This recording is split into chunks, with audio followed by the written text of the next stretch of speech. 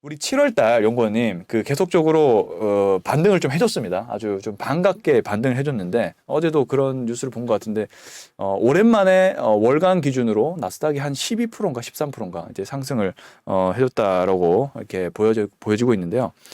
자, 한번 원인부터 한번 짚고 가보겠습니다. 이렇게 역대급 반등이 좀 나와줬는데 오랜만에 어떻게 이 원인은 뭐라고 생각하십니까? 일단은 저희가 바라보았을 때는 무조건 실적이다. 실적. 첫째도 네. 둘째도 음. 기본적으로 이제 가장 기본적인 베이스가 잘 깔렸었다. 그러니까 굉장히 기업단에서 열심히 노력해서 굉장히 돈을 열심히 벌었고 소비자들도 열심히 소비를 해줬고 그런 부분이 이제 가장 부각되지 않았나 싶고요. 계속 실적을 강조해 주셨잖아요, 맞죠? 네, 저희는 처음부터 끝까지 이제 네. 실적을 강조했는데 그 부분이 이제 조금은 그런 투자자들의 센티먼트가 그쪽을 바라보는 쪽으로 이제 가지 않았나 싶고 네. 또 하나는 이제 정치적인 측면에서 이제 어찌됐든 바이든 정부가 지금 11월에 있을 중간 선거도 저희가 계속 강조를 드렸었는데 네, 네. 그 부분에서 이제 어찌됐든 재선을 통과를 해야 되기 때문에 그런 부분에 있어서도 조금 더 공격적으로 이제 미 증시를 살리기 위한 여러 가지 조치를 취하지 않았나 그런 부분들이 작용을 해서 네. 그렇게 되지 않았나라고 생각을 하고 있는데 네. 이제 제가 오늘 사실 제목을 이제 반가웠던 7월의 반등 연말까지 이어질까라고 네네. 이렇게 얘기를 해드렸어요. 네. 사실 이 부분이 제일 궁금하실 것 같아서 맞습니다. 이렇게 네. 제목을 지었는데 결국에는 방금 말씀하셨던 나스닥이 지난 한 달간 12% 가까이 올랐고 S&P는 8%나 올랐다라고 이렇게 나와 있는데 이 부분이 정말 계속되어서 네. 조금 저희가 이제 2021년 12월에 환호했던 그 모습을 조금 되찾기를 굉장히 소망하고 있는데 네. 이 부분이 가능할 것인지에 대해서 오늘 네. 이렇게 말씀드리려고 하고 있습니다. 네. 그래서 이제 첫 번째로 이제 말씀하셨던 왜 반등을 했느냐에 대해서 이제 다시 한번 더 이제 진행을 제가 해보면 네. 일단은 7월달에 가장 컸던 게 이제 제롬 파월 연준 의장의 발언이 가장 주목을 받았죠. 네. 이제 물론 75bp 제가 2주 전에 나왔을 때 네. 이제는 뭐 자이언트 스텝 사실 뭐 투자자들이 아무렇지도 않게 생각을 하고 있는 것 같다라고 네네. 우스갯소리로 얘기를 했는데 네. 정말 그렇게 됐죠. 네. 오히려 75bp 발표를 했는데 음. 그 부분에 대해서는 이미 선반영이 다 된 것 같은 그런 모습이 나왔고 이제 제롬 파월 연준 의장께서 시장을 지켜보면서 지금 이제 조금 더 낮은 포복으로 이렇게 금리 인상을 할 수도 있다라는 그런 매파적인 아니라 비둘기파적인 그런 발언이 나오면서 사실상 투자자들이 원하는 그런 모든 대답을 해주었습니다. 경기 침체도 아니고 다음번에 시장을 지켜보면서 금리 인상을 조금 낮게 네. 단행할 수 있다라는 그런 핵심적인 그런 발언을 해줬던 게 마지막 주에 굉장히 크게 시장을 끌어올렸다라고 생각을 하고 있고요. 또 하나는 이제 미 상원에서 양당 기후변화 법안에 합의를 했다라는 이 부분이 있는데 네. 이 부분 때문에 지난주에 친환경 신재생에너지 관련된 섹터가 난리가 났죠. 맞습니다. 네, 지금 바이든 정부가 어찌됐던 이 부분, 이 친환경 에너지 관련된 부분에 있어서 굉장히 힘을 많이 실었는데 네. 이 부분에 드디어 이렇게 이제 좋은 모습을 나타낸다라고 했을 경우에는 뭐 10년간 앞으로 뭐 3,690억 달러 정말 천문학적인 규모의 투자가 이루어진다라고 했을 경우에는 굉장히 당연히 이 관련된 섹터가 호재를 받을 수밖에 없기 때문에 관련해서도 굉장히 시장의 호응을 끌어내지 않았나라고 이렇게 생각을 하고 있고요. 거의 뭐 500조 가까운 규모네요. 네, 맞습니다. 굉장히 큰 규모이기 때문에 이 부분은 저희는 너무 강조를 많이 드렸기 때문에 네, 더 얘기를 하면 입 아플 정도입니다. 네. 그리고 이제 힘든 상황 속에서 이제 빅테크들이 실적이 선방을 했다라고 이렇게 나와 있는데 지금 보시면은 물론 뭐 2012년부터 2020년 사이에서 이때로 봤을 때는 지금의 이런 빅테크들의 기업의 YOY 증가율 수준으로는 가장 적긴 하지만 모두가 인정을 하는 진짜 2022년 2분기 너무 힘들었다. 아니 근데 이렇게 선방을 했네? 다들 이런 분위기였잖아요. 네, 그렇기 때문에 이런 기업들의 실적도 뒷받침되는 이런 세 가지 정도의 포인트로 지난 한 달간 굉장히 좋은 성적이 나왔지 않았나 그렇게 생각을 하고 있습니다. 테슬라가 정말 압도적인 성장률을 보여줬네요. 네네. 42% 성장을 보여줬네요. 다른 어떤 빅테크와 아주 차별화된 그런 모습을 보여주는데 네네. 테슬라가 이 자동차 가격 자체도 올렸고 근데 그런 상황에서도 판매량까지도 지금 탁월한 모습을 보이고 있는 것이죠. 지금 현재. 네, 그렇죠. 이제 사실상 가격을 올리는 부분에 있어서는 뭐 소비자들이 당연히 안 좋아할 수밖에 없는데 네네네. 뭐 저희도 사실 정말 사고 싶은 물건은 뭐 가격을 올린들 뭐 네네. 그런 거 봅니까 사실? 네네. 어떻게든 프리미엄을 더 주고서라도 사는 게 그렇죠. 저희 사고 싶은 제품의 그런 매력이기 때문에 테슬라가 그렇게 가격을 지난 2년간 거의 뭐 10번 가까이 올렸거든요. 네네네. 그럼에도 불구하고 이렇게 많이 팔렸고 음. 더 중요한 것은 이 테슬라 같은 경우는 사실 뭐 얘기를 하자면 끝도 없겠지만 네네. 그냥 이 판매 가격 관련된 부분에서 사실 이번에 또 줄인다고 이렇게 얘기를 하고 있어요. 아, 판매 가격을 일본 내린다고요? 네. 아, 그 원자재 가격이 내리니까 그에 따라서 내린다. 플렉서블하게 가격을 내릴 수 있다라는 것은 그만큼 판매하는 그 판매처에서 다이렉트로 다 세일즈를 하기 때문에 더 이상 범퍼가 없는 것이죠. 내릴게 알았어, 내릴게 이렇게 한마디면 내리는 겁니다. 근데 뭐 다른 기타 제조업체들 같은 경우에는 네, 너무나 많은 이해관계들이 섞여 있기 때문에 그 부분은 쉽지 않잖아요. 그렇죠. 네, 이런 부분도 굉장히 테슬라 투자자들에게는 엄청난 매력이다. 아, 그렇겠네요. 한번 원래 가격이 올라가면 쉽게 안 내리잖아요. 그렇죠. 근데 이제 테슬라는 이렇게 어떤 그 원자재 가격의 변동에 따라서 차값도 내릴 수 있다. 이런 발언 자체가 소비자들에겐 굉장히 또 뭐라 해야 될까요? 좀 인기가 있을 수밖에 없는 네. 좀 그런 경영을 굉장히 좀 잘 하는 것 같아요. 뭐 네. 이렇게 인싸답게. 맞습니다. 하여튼 테슬라의 실적이 엄청나게 올라가는 모습이 나와주고 있습니다. 네. 자, 그러면 이렇게 정리를 하자면 역대급 반등의 어떤 기조는 우리가 계속적으로 저희가 계속 이게 만난 지도 한 2개월, 3개월 되지 않았나요? 네, 그렇습니다. 그때 장이 계속 안 좋았거든요. 네. 우리 연구원님께 같이 이제 계속 그 생각을 해보면 장이 계속 안 좋았어요. 네. 그렇지만 계속적으로는 장이 좋아진다, 실적이 좋다 이렇게 강조를 하셨고 지금에서야 이제 그런 기조들이 좀 반영이 되면서 지금 그 미국 증시는 좀 다른 증시와는 좀 차별화된 그런 모습들이 현재 나와주고 있는 것 같습니다. 자, 그런데 근데 지금 GDP 성장률 같은 경우는 2개분기 연속 마이너스가 나왔어요. 미국 같은 경우는 그래서 경기 침체 우려가 있을 수 있다. 그러니까 미국 증시도 보면 경기 침체냐? 아니다. 고용을 봐라. 이게 어떻게 경기 침체냐? 그래서 어떤 거는 경기 침체의 어떤 지표고 어떤 것은 또 그 경기 호전의 지표가 잘 나오고 이게 굉장히 좀 혼란스러운 그런 모습들이 나와주고 있는데 역시나 뭐 비슷한 역시나 이건 경기 침체가 아니다 이런 기조겠죠. 뭐 결론만 얘기하면 네. 저희는 아직까지 상승을 할 랠리가 남아 있다라고 하는 것인데 어찌되었던 경기 침체에 대한 이슈는 계속해서 부각이 되고 있고 네. 그 부분도 저희가 이제 짚고 넘어가기 위해서 이제 다음 자료를 준비해 온 것인데요. 네네. 지금 말씀하신 대로 지금 GDP가 2개분기 연속 마이너스를 보이면서 정말 무섭다. 네네. 이런 모습을 사실상 2020년 때 이렇게 코로나 발발했을 때 이렇게 보이고 나서는 너무나 좋은 모습을 보였는데 네. 이거 정말 경기 침체 오는 것이 아니냐로 이렇게 볼 수가 있죠. 네. 실질적으로 이제 제가 오늘 가지고 온 자료를 살펴보시면요. 네. 마이너스 그러니까 실질 GDP가 마이너스였을 때 를 이제 볼 수가 있는데 이 빨간 점이 이제 그 실질적으로 마이너스 GDP 성장률을 보였었던 구간입니다. 네. 근데 보시면은 이 경기 침체 구간과 거의 다 맞닿아 있어요. 거의 다 빠짐없이. 네. 이런 점만 보았을 때는 굉장히 실효성 있는 그런 마이너스 GDP 이꼬르 경기 침체라고 볼 수 있습니다. 심지어 지금 저희가 계속해서 강조를 드렸던 부분이 장단기 금리 차예요. 네네네. 굉장히 뭐 매주 나와서 말씀을 드렸던 그렇죠. 부분인데 네. 지금 뭐 장단기 금리 차 관련해서 이제 보시는 것처럼 뭐 10년 마이너스 2년 장단기 금리 차는 이미 마이너스 0.2% 수준에서 계속해서 유지를 하고 있고 네네. 10년 마이너스 3개월 장단기 금리 차가 2% 수준이었는데 지금 0.2% 수준입니다. 많이 내려갔네요. 네, 많이 내려갔습니다. 그만큼 이 부분이 만약에 이제 정말로 인버트가 됐을 때 역전이 됐을 때는 이제 저희가 얘기 드렸던 거니 평균적으로 1년 7개월 뒤에 경기 침체가 왔었습니다. 그렇기 때문에 이 부분도 사실상 굉장히 경기 침체에 굉장히 힘을 실어주는 그런 자료로 볼 수도 있고요. 네. 또 이제 시간당 실질 임금도 그러니까 인플레이션을 제외한 실질 임금도 15개월 연속 마이너스 구간이다라고 이렇게 나와 있어요. 네네. 지금 마이너스 3.5%가 나와 있기 때문에 이 부분도 보았을 때 임금이 오르면 뭐해. 인플레이션이 이렇게 많이 올라서 실질 임금이 하나도 오른 것도 아닌데 라고 하면 또 하나도 이렇게 너무나 안 좋은 뉴스로 작용을 할 수도 있는 부분이고요. 네. 미시간 소비자 심리지수 같은 것도 역대 최저입니다.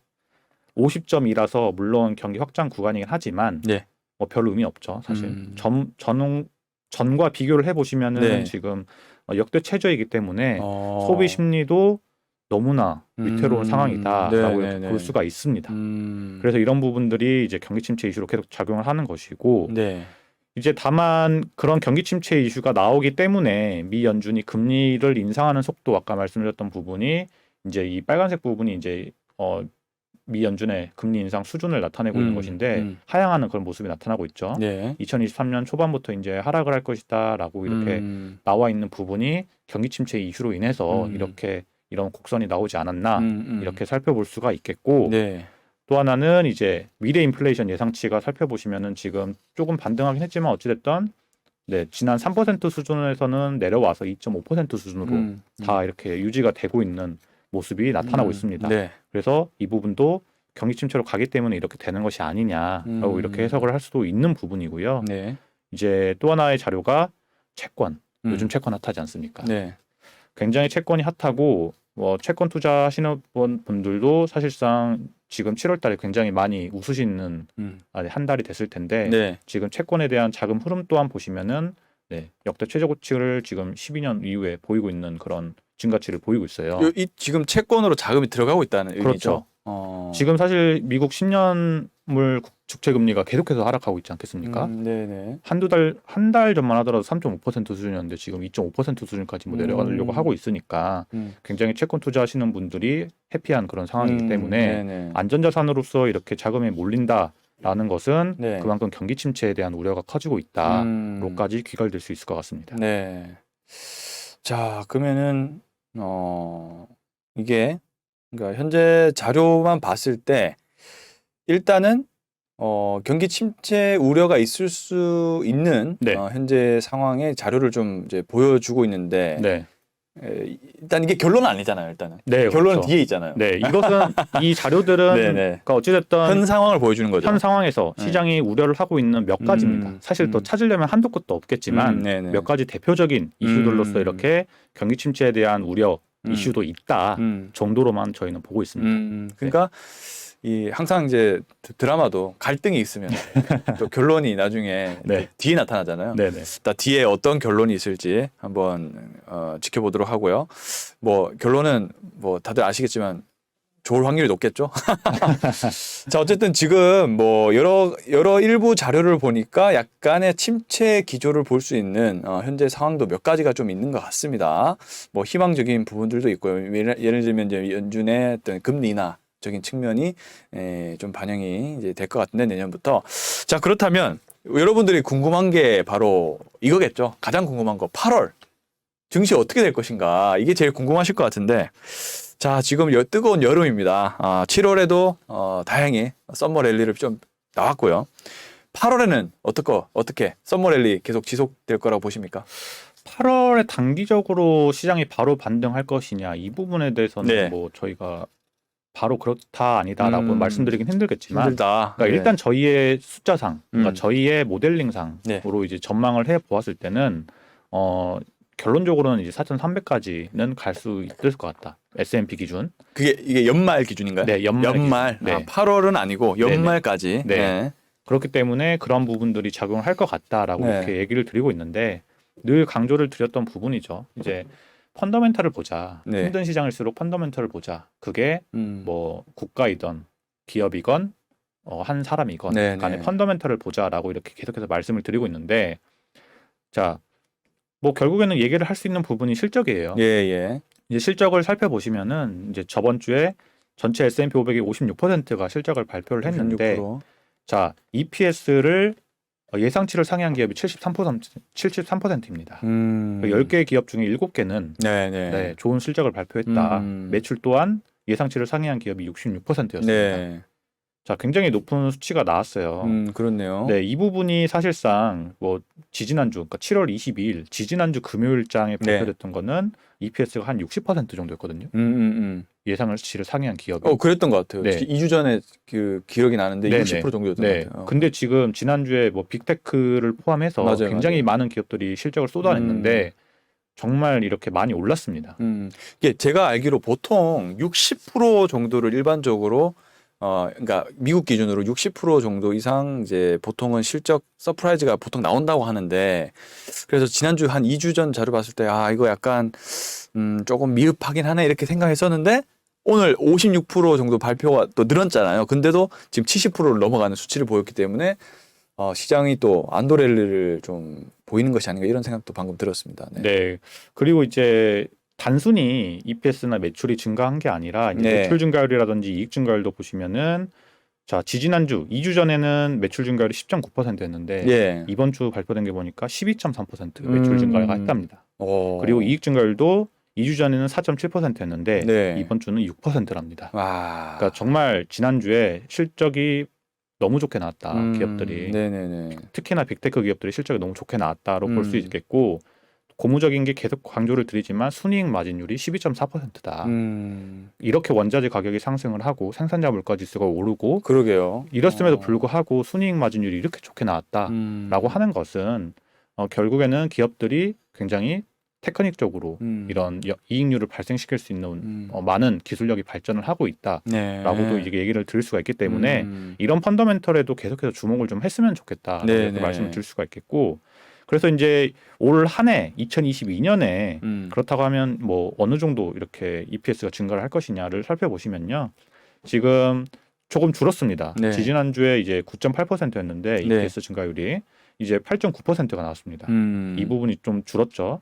그리고 매출 증가율은 0.1%포인트 줄어서 10.7% 정도로 이번에 매출 증가율이 오를 것 같다라고 이렇게 나와 있습니다. 네. 그렇기 때문에 이러한 부분으로 보았을 때 조금 꺾일 수는 있습니다. 네. 하지만 이 부분에 대해서 그렇게까지 경기 침체로 크게 빠질까라고 봤을 때는 저희는 이 자료로 보았을 때는 아닐 것 같다. 야, 진짜 제가 보면서 느낀 게 네. 방금 말씀하신 대로 아무리 뭐 빅테크라도 원자재 가격의 영향을 조금 그래도 받을 수밖에 없잖아요.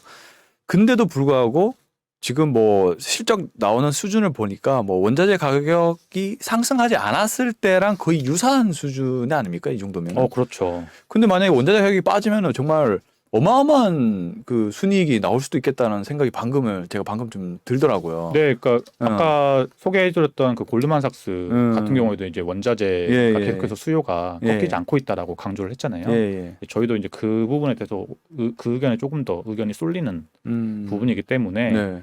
이런 부분에 조금 더 집중을 하는 것이 더욱더 투자에 효과적이지 않을까 생각을 하고 있습니다. 거기에다가 지금 뭐 밸류도 뭐 거의 17배 네, 미래 이익 맞습니다. 기준으로 17배면 거의 뭐 바닥 수준 아닌가요? 이 정도면 거의 17배 수준이면. 네, 지금 10년 평균치가 17배, 네. 5년 평균치가 18.6배니까 네, 충분히 이제 물론 이제 더 내려갈 수 있는 룸도 남아 있다라고 얘기를 할 수 있겠지만 그렇게 생각하지 말고 이제 오히려 좋게 생각을 해보면 지금은 충분히 그 하방 압력을 받았고 저평가 구간으로도 볼 수 있는 것이죠.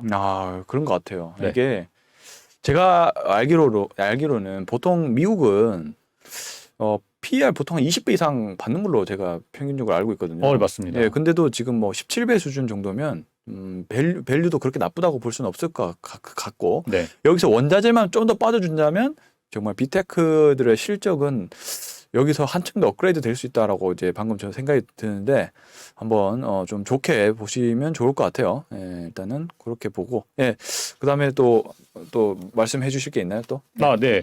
그리고 이제 GDP 성장률 앞에 말씀하셨잖아요. 예, 이제 2개분기 연속해서 실질 GDP가 마이너스가 나왔다라고 했는데 왜 이 부분은 안 보는지 사실상 저는 조금 이 부분도 지켜봐야 되지 않나 싶어서 준비를 해왔습니다. 어찌됐든 명목 GDP, 그러니까 인플레이션이 포함된 GDP 성장률이 너무 좋게 나왔습니다. 아까는 실질 GDP였죠. 네, 아까는 실질인데 물론 이제 실질 당연히 중요하지만 명목상으로도 어찌됐든 그 인플레이션과 동일하게 해서 이렇게 GDP 성장률이 상승을 하느냐를 보았을 때 오르고 있어요.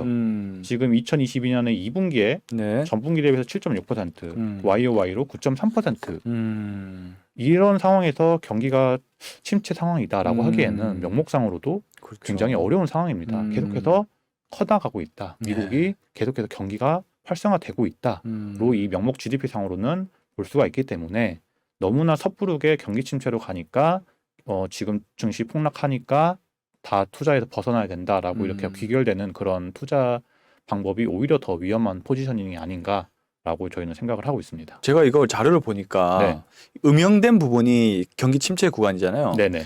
확실히 경기 침체 구간에서는 명목 GDP도 꺾이는 현상이 발생하네요. 보니까. 정확히 보셨습니다. 예. 네. 2020년 코로나 때도 지금 명목 GDP가 꺾이는 부분이 나오잖아요. 근데도 네. 근데 진짜 실질적으로 미국 증시가 하락이 많이 나왔잖아요. 이번에 한 1월부터 지금까지 한 6월까지. 네. 근데도 GDP의 명목 GDP는 꺾이는 흔적이 전혀 없네요. 네, 그렇습니다. 계속 어. 성장을 했죠. 그런 걸 보니까 침체하고는 좀 거리가 먼데 정말 좀 특수한 하락이 나왔다 이렇게 좀 볼 수가 있겠네요. 네, 여러 번, 그러니까 저희가 사실 작년 말에 네. 이제 저희의 미증시 시나리오가 네. 상반기 힘들 것이다라고 얘기를 했었어요. 네네. 그래서 말씀드렸던 거, 그러니까 가장 강조를 드렸던 부분이 중간 선거 네. 해에는 네. 너무나 변동성이 심했던 네. 역사적 편견이 있었다라는 부분을 계속해서 강조를 드렸었는데 네. 거기에 갑자기 러시아 전쟁이 터지면서 이제 저희가 생각했던 10% 정도의 조정 구간이 아니라 네. 네, 20%가 맞아요, 넘어가는 맞아요. 그런 무서운 하락률을 보였기 때문에 힘들었지만 네. 어찌됐든 미국 경기는 그 힘든 상황 속에서도 계속 네. 성장을 했다. 음. 네, 지금 이 명목 GDP 상으로도 볼 수가 있겠죠.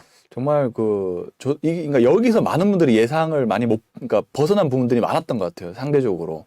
제가 솔직히 이런 자료들을 보면 거의 그러니까 뭐 개인적인 얘기지만 뭐 유동원 본부장님도 계시고 하지만 제가 잘 틀리는 걸 잘 못 봤거든요, 솔직히. 어느 정도는 이제 있었는데 금방 벗어났어요, 그 구간을. 근데 이번에는 뭐 많은 전문가 분들 의견에도 많이 좀 벗어나는 모습을 특수하게 보이긴 하더라고요. 그래서 네네.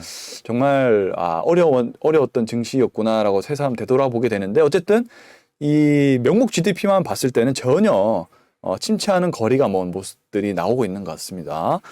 이것도 뭐 우리 시청자분들이 좀 참고해 보시면 좋을 것 같고요. 예, 또 다음에 또 설명 좀 계속 부탁드리겠습니다. 네, 아까 그리고 이제 말씀하셨던 부분이 유로존. 뭐야, 실업률. 그러니까 깜짝 놀랐어요. 네, 그렇게 말씀하셨는데 네. GDP 한번 보시죠. 네. 주황색이 이제 유로존의 GDP인데 이게 뭐야 이거 2분기 2.8%가 올랐네요. 오히려. 네. 이 자료를 어디서 가지고 왔냐면 네. 바로 캠피셔가 네? 캠피셔. 캠피셔. 예. 전설적인 이 금종론자이자 투자자분께서 이렇게 네. 이 자료를 가지고 오면서 아니 왜 사람들이 이걸 보지 않는 거야 이렇게 트위터로 올리셨더라고요. 네네네. 보면 지금 정말 유로존 너무 힘들지 않습니까? 그렇죠. 근데 이렇게 올랐어요. 실업률과 더불어서 GDP도 성장을 하고 있다라는 미국보다 낫네요. 굉장히 이거 네. 그러니까 단순히 그러니까 굉장히 많은 안 좋은 악재들도 있지만 그 상황 속에서 어찌됐든 지금 경기가 활성화되려고 이렇게 발버둥 치고 있고 노력을 하고 있고 잘 나왔다로 볼 수 있기 때문에 이런 유로존 관련해서도 좋은 자료를 조금은 들여다볼 수 있는 여유가 필요하지 않을까 그렇게 얘기를 할 수 있을 것 같네요. 정말 이거는 의외네요. 왜냐하면 유럽이 보통 원자재 가격의 영향을 가장 많이 받았잖아요. 네네.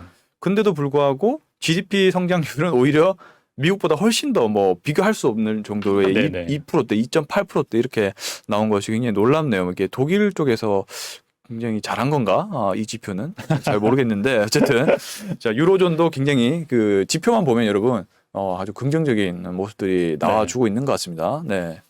그리고 이제 캠피셔 이야기를 하나 더 가지고 왔는데 이것도 이제 트위터에 캠피셔께서 올린 겁니다. 이제 올린 자료인데 뭐 간단하게 얘기를 하면 이제 불마켓이 이제 마켓이 랠리를 시작하는 게 일반적으로 이 경기 침체 끝단보다 훨씬 더 빨리 시작된다.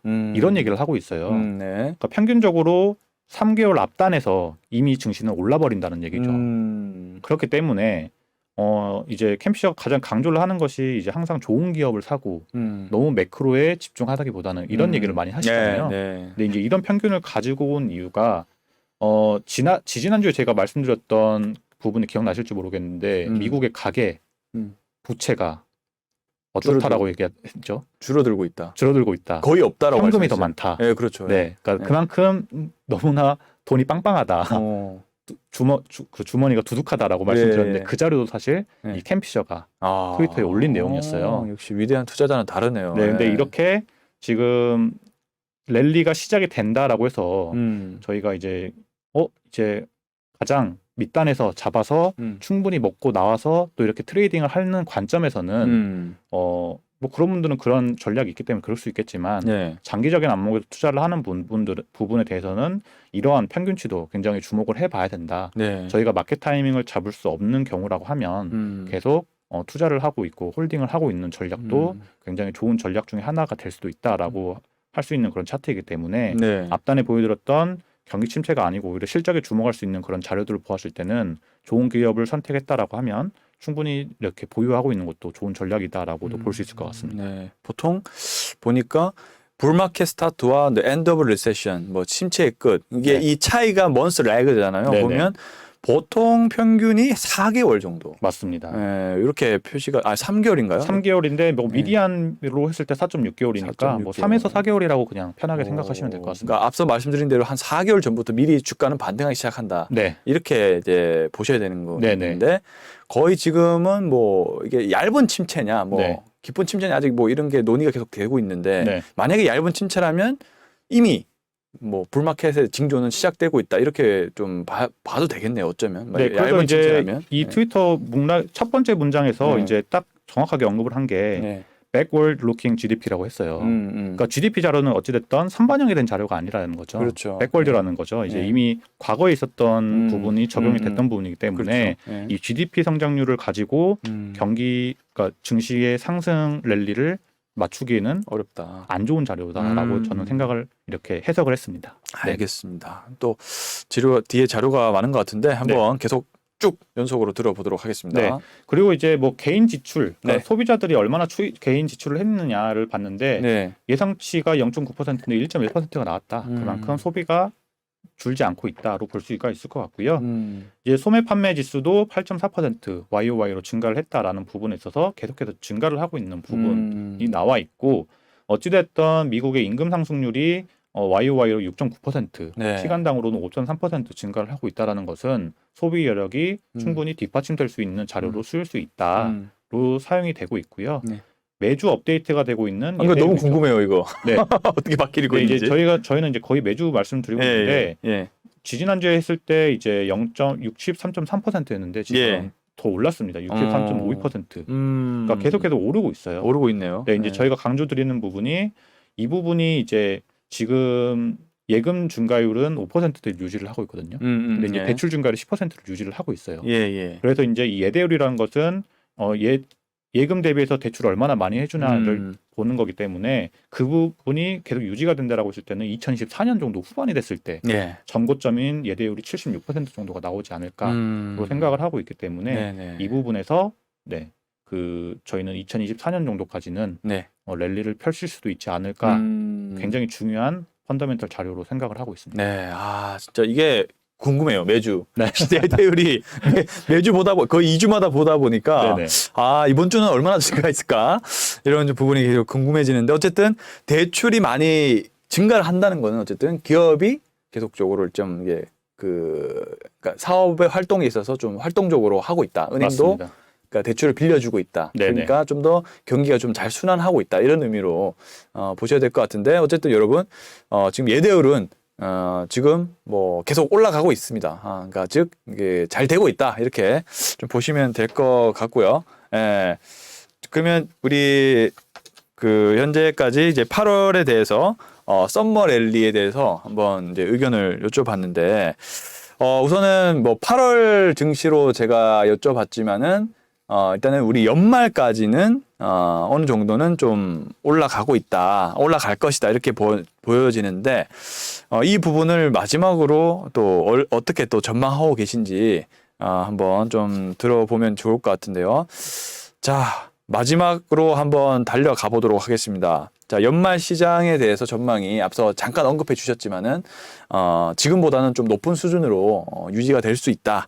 이렇게 말씀해 주셨는데 한번 또 점검을 좀 해볼까요, 연구원님? 네, 이제 저희가 그 상승 여력이라고 해서 이제 저희 잔존 가치 모델링로도 그렇고 지금 이제 오늘 자료를 가지고 온 것은 M2 증가 대비해서 계산을 했었을 때 어느 정도 상승 여력이 있느냐를 이렇게 가지고 왔는데 뭐 이 숫자들 굉장히 안 보이시니까 그냥 말로만 설명을 드리면 그러니까 지금 양적 축소가 되고는 있지만 어쨌든 증가는 하고 있습니다. 그러니까 그 증가 폭이 뭐 네. 기존에 뭐 30% 이렇게 갔다가 예. 지금 돈을 푸는 속도가 이제 줄어들고 있는 것인데 네네. 그래도 M2 증가율은 조금씩은 증가를 하고 있는 부분이고 시가총액이 이미 너무 많이 빠졌어요. 네네. 그렇기 때문에 그러한 전망으로 보았을 때 계산을 해보면 올해 말까지는 4,300은 충분히 갈 수 있는 그런 밸류에이션을 가지고 있다라고 이제 저희의 계산상으로는 나와 있기 때문에 이러한 부분을 저는 이제 강조를 드리는 것이고 이제 그러면 그 월가에서는 어떻게 생각을 하느냐도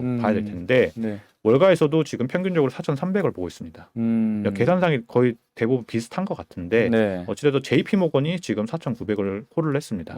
제일 높게 보네요. 네, 이거 좀 웃기긴 한데 한 달 네. 전만 하더라도 이제 다이먼 CEO가 뭐라고 예. 했죠? 뭐 경기 토네이도 침체. 경기 침체 이슈 네. 굉장히 강조를 했는데 갑자기 뭐야?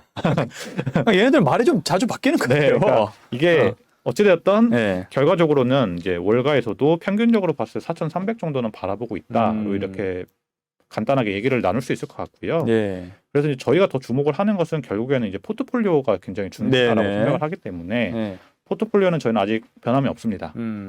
이제 대형 기술주 10%, 반도체, 신재생에너지, 바이오, 헬스케어, 전기차 이런 조합으로서 70% 정도를 가져가는 게 오히려 이렇게 인플레이션 네. 그리고 이제 GDP 성장률이 적은 구간에서는 성장주가 더 중요한 투자처라고 저희는 생각을 하고 있기 때문에 네. 성장주에 조금 더 집중을 하는 투자가 중요하다라고 강조를 계속 드리고 있고 네. 이제 빨간색으로 이제 대형 기술주라고 이제 써놨습니다. 지난주에 이제 대형 기술주들의 실적 랠리가 있었고 네. 거기서 저희는 굉장히 좋은 점들을 많이 보았기 때문에 이 부분에 오늘 얘기를 드리고 싶은데 이게 추가가 된 거죠, 지금 포트가? 추가 안 된 겁니다. 기존에 있었던 겁니다. 기존에 있었던 거예요? 네, 이제 제가 가끔씩 나와서 이제 하나하나 섹터별로 얘기를 들었던 부분이 네. 있기 때문에 뭐 가장 먼저 얘기를 들었던 부분은 신재생에너지 저희가 2달 전부터 그랬었죠. 강조를 네. 드렸던 부분인데 너무 그랬었죠. 다행히 잘 올랐고 음. 바이오 헬스케어 맞습니다. XLV라는 헬스케어 ETF를 통해서 그만 강조를 드렸고 뭐 반도체는 너무 많이 말씀을 드렸고 맞습니다. 이제 대형 기술주도 한번 훑고 넘어가야 되지 않나 싶어서 좋습니다. 가지고 왔는데 네. 이제 저희의 잔존 가치 모델상으로는 네. 지금 뭐 퀄컴, AMD, 구글, 마이크로소프트, 테슬라, 뭐 메타, 줌 네. 이런 엔비디아, 애플 뭐 이렇게 모든 지금 13개 대표 성장주들의 펀더멘털을 보았을 때 평균 상승률이 67%는 나온다. 굉장히 저평가를 받고 있다라고 나오고 있고요. 어마어마하네요. 네. 그러니까 이게 저희의 예상 ROE가 아닙니다. 네. 그러니까. 네, 월가의 예상 ROE를 다 합산해서 네. 평균치를 낸 거기 때문에 이 부분은 언제든지 계속 바뀔 수가 있습니다. 하지만 맞습니다. 지난주 금요일 기준으로 봤을 때는 충분히 저평가되어 있는 기업들이다로 평가를 할 수가 있겠고 네. 이제 조금 더 이제 기업 펀더멘털적으로 보시면은 테슬라 얘기를 안 할 수가 없습니다. 네. 이제 좌측을 살펴보시면은 이제 자동차 제조업들의 작년 상반기 대비 올해 상반기 매출액이 얼마나 나왔느냐를 볼 수 있는데 와. 테슬라만 89%고 모든 자동차 제조업체들의 네. 성장률이 마이너스입니다. 야, 어떻게 이럴 수가 있죠? 그러니까 진짜. 이게 사실 더 주목을 해야 되는 게 네. 지금 배터리 수급도 안 됐지, 반도체 수급도 안 됐지, 맞아요. 이런 자동차 제조업들이 이제 더 이상 그 두 가지가 없으면 생산을 못하는 부분이 여실히 드러났는데 네. 테슬라는 그 부분을 자체 생산해버리지 뭐 이렇게 해버리면서 네. 이렇게 너무나 고무적인 실적을 발표를 했고 그렇기 때문에 올해 1월에서 4월부터 전기차 신규 판매 건수를 보시면은 네. 뭐 압도적입니다. 포드가 11,000대를 팔았는데 테슬라는 14만 대 가량 팔았기 때문에 10배 이상 차이 나네요. 네, 야. 이렇게 단순한 수치로만 봤을 때도 테슬라의 질주가 굉장히 너무나 뭐 어떻게 보면 당연한 것이라고도 얘기를 할 수 있을 정도로 네네. 이런 부분으로 봤을 때는 압도적인 경쟁력을 가지고 있다라고 얘기를 드릴 수가 있을 것 같고요. 오늘은 조금 더 무게를 실은 게 이제 아마존이에요. 이거 궁금하네요. 네, 말씀해 주십시오. 네, 이제 아마존이 사실상 지금 빅테크 중에서 제일 재미없는 종목이었죠. 그렇죠. 우리나라 순매수 순위에서도 이제 50위권 안에 드는, 20위권 안에 드는 너무나 사랑받는 기업인데 이 부분이 가장 주목을 받았던 것 같아요. 네. 지금 아마존 프라임 member 수가 네. 작년 대비해서 지금 줄고 있는 모습을 볼 수가 있죠.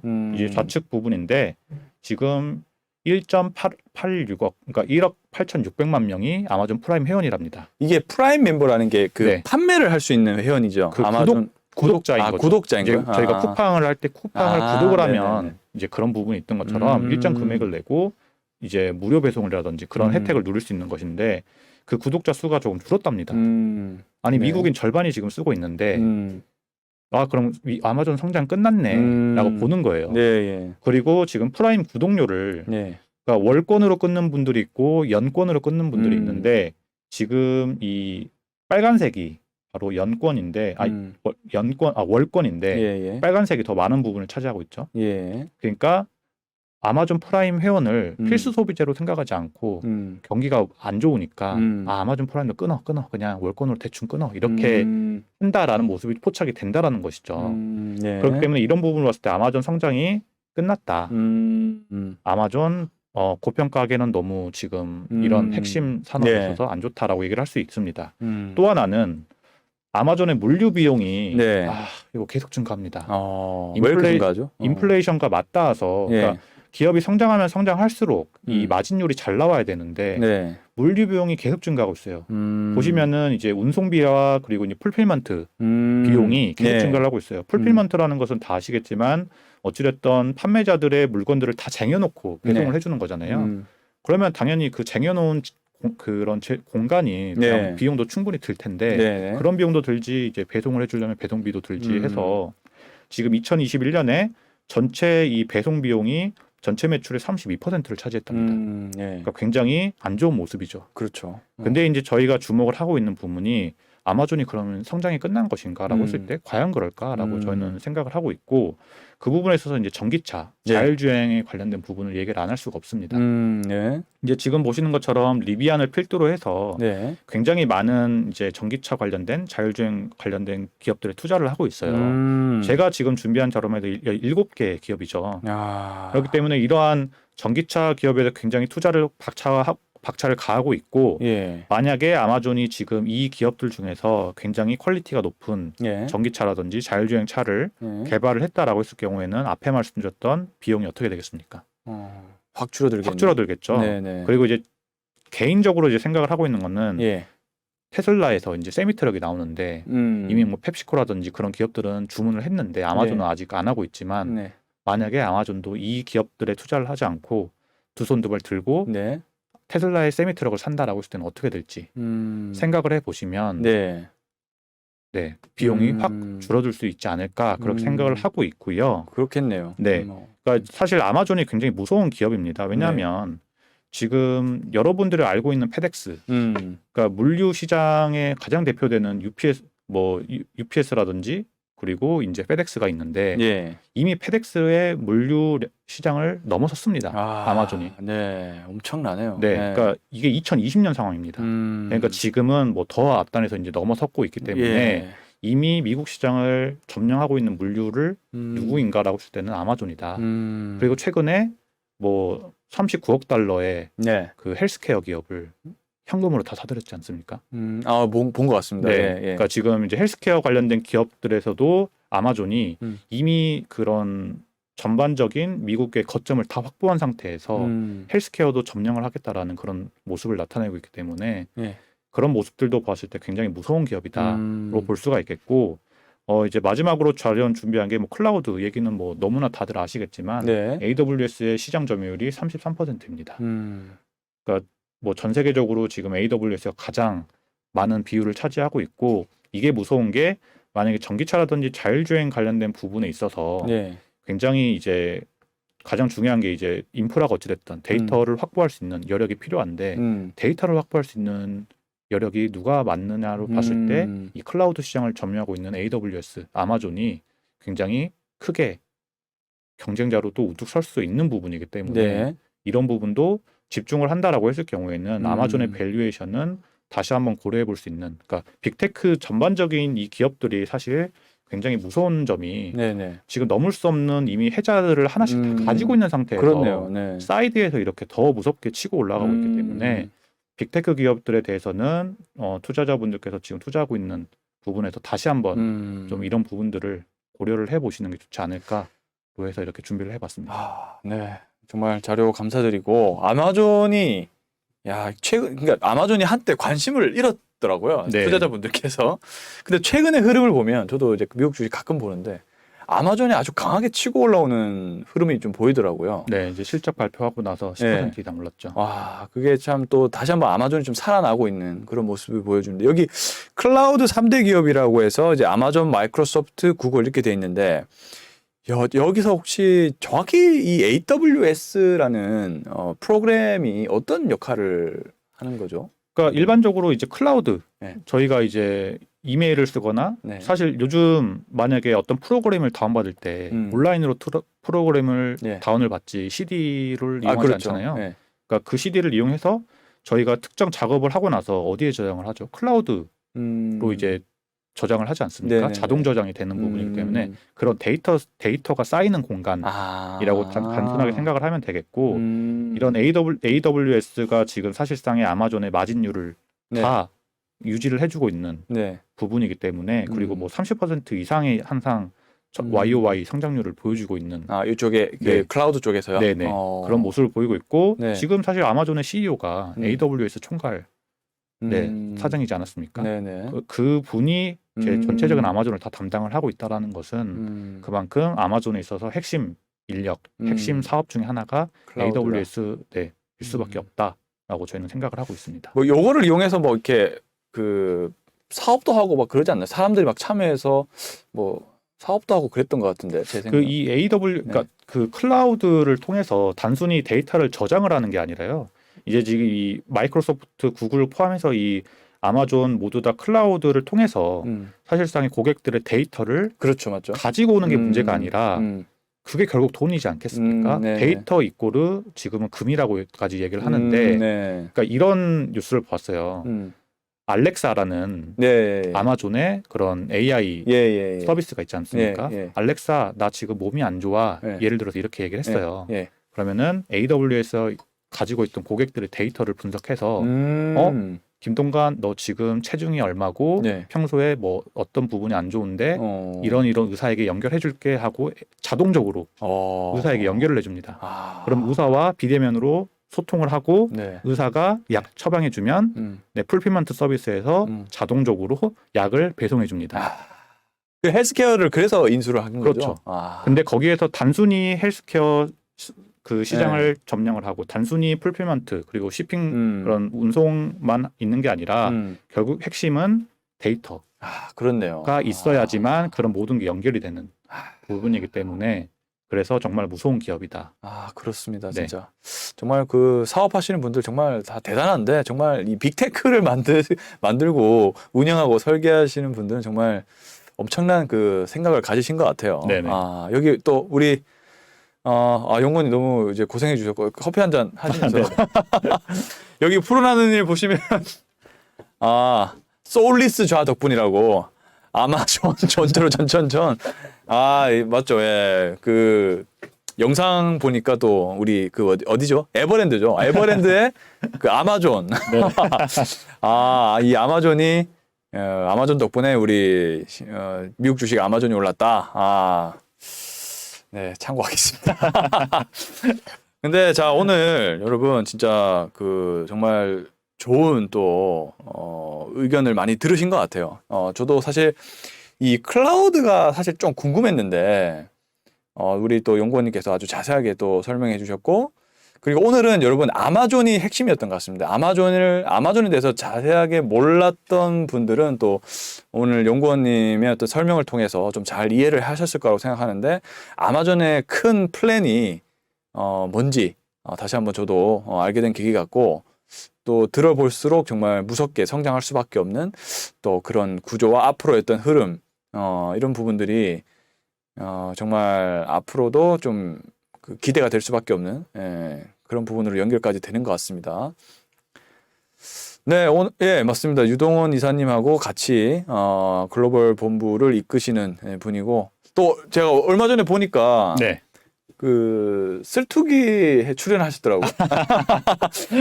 매일경제에서 하는 또 이게 아나운서 두 분이서 하는 그 유튜브가 있는데 거기서 그 신재생 에너지 쪽을 또 강조를 해주셨더라고요. 신재생 에너지도 뭐 얘기를 하려면 끝이 없기 때문에 다음에 또 좋은 자료 준비해 보도록 하겠습니다. 그렇죠. 잔존 같이 모델하면은 유동원 이사님. 그렇죠. 이제 거기 잔존 가치 모델이 이제 JP 모건에서 나온 모델로 알고 있는데 네. 우리 유동원 이사님께서 거기에서 근무를 하신 걸로 알고 있는데 네.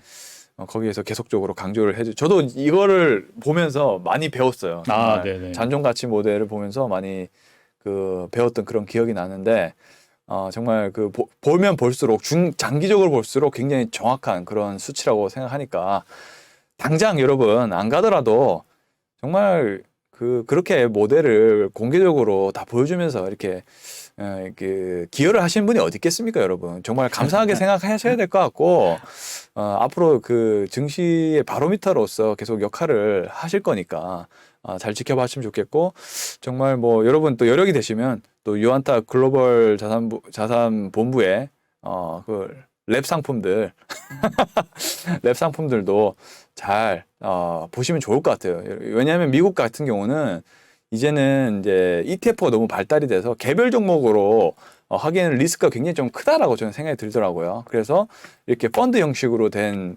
부분들을 장기적으로 관찰을 하시면서 계속 뭐 지켜보시는 것도 저는 개인적으로 괜찮은 전략이라고 생각하니까 앞으로 저 유한타증권에서 하는 것들 다 많은 그 관심과 사랑을 좀 부탁드리겠습니다. 예. 잘했죠? 너무 감사합니다. 자, 저는 그냥 개인적으로 홍보를 부탁받아서 하는 거 아니고 제 진심으로 얘기를 해드리는 겁니다. 제가 오랫동안 저도 증시를 관찰했고, 그리고 어떤 모델과 어떤 전략들이 개인 투자자분들에게 더 도움이 될지를 많이 생각을 해봤는데, 물론 저야 제 개인적으로 뭐 트레이딩하고 하는 방법 다 있습니다. 저는 저고, 근데 이제 개인적으로 뭐 다들 직장인분들 많으시잖아요. 뭐 직장인분들 많고 여유가 증시면 어떻게 계속 관찰하시겠습니까? 여유가 없는데 자, 그런 분들은 정말 그 좋은 모델과 어떤 그 가치 분석을 가지고 행해지고 있는 여러 가지 좋은 상품들과 뭐 이런 부분들이 많기 때문에 그냥 참고를 해주시는 게 좋다 이런 의견이니까 한번 잘 제 진심을 그냥 좀 의도를 가지고 생각하지 마시고요. 예, 그렇게 좀 바라보셨으면 좋겠고요. 자, 이제 장이 이제 시작됐는데 우리 연구원님하고 오늘은 같이 또 마무리를 해보도록 하겠습니다. 또 저는 다음 주 월요일 날 뵙겠지만 또 내일 또 스튜디오 돈돈 계속적으로 진행을 하니까 열리니까 또 많은 관심 부탁드리고 오늘은 이렇게 마쳐보도록 하겠습니다. 자, 연구원님 오늘도 출연해 주셔서 너무 감사드리고 같이 인사하면서 마무리하도록 하겠습니다. 네네. 자, 여러분 성투하시고 내일 뵙도록 하겠습니다. 감사합니다. 감사합니다.